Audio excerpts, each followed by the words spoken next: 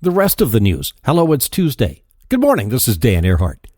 Today is the anniversary of the British invasion of 1964. The Beatles landed in New York City, beginning their first American tour.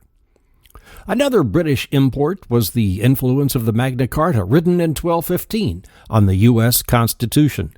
25 years ago, back in the 80s, "We the people" was the model for most countries' constitutions. Today, not so much, not much at all, really, say new studies published in the New York Times and linked on the Rest of the News Facebook page.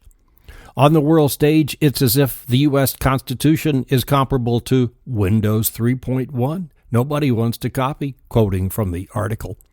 The Supreme Court hasn't helped with its rigid 18th century interpretations of the Founding Fathers. Thomas Jefferson himself said that every constitution naturally expires at the end of 19 years because the earth always belongs to the living.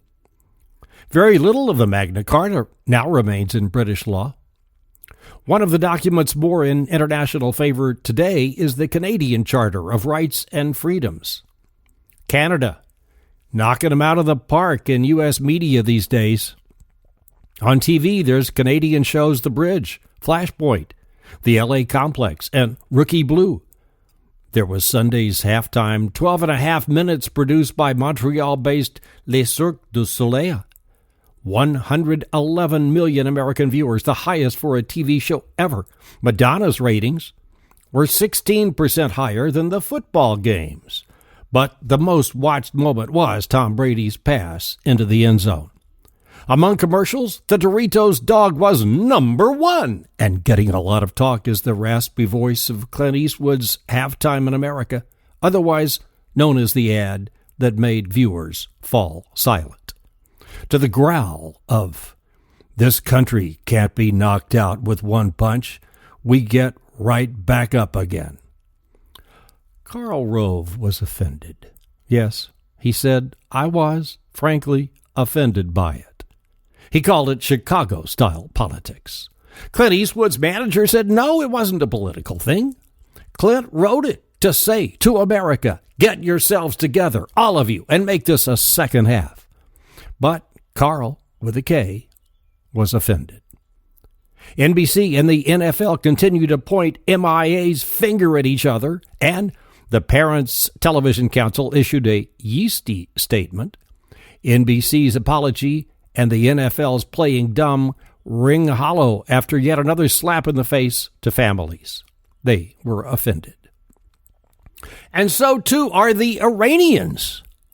No, not those new banking sanctions that freeze all their government assets in the U.S. No, the Iranians are offended by the Simpsons. So immediately, the sale of all Simpsons toys within the borders of Iran is now banned, to which the Simpsons executive producer replied, "This means war." Look for it in a script soon. Episode 500 will air Sunday after next, the 19th of February, and features Julian Assange. His voice, anyway. Greenpeace has a new ship to sail the high seas, the Rainbow Warrior 3. She's the first vessel built just for Greenpeace, and she really does sail. The 190-foot-long boat does 14 knots, and there's backup diesel motors. Built in Germany, designed in the Netherlands, and crewed by 30. The Rainbow 3 is on parade down the East Coast, docking in Baltimore yesterday.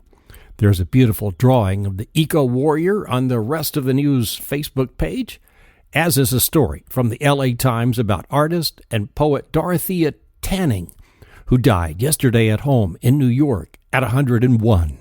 Known as the last living surrealist. Married to Max Ernst, she was friends with Pablo Picasso and designed sets for George Balanchine, just to drop a few names. Arriving in the art scene of New York in the mid-30s, then going to Paris for a while. Oh boy, it sounds like she had a wonderful life. That's it for today. Thanks for listening. Until tomorrow, this is Dan Earhart, the rest of the news.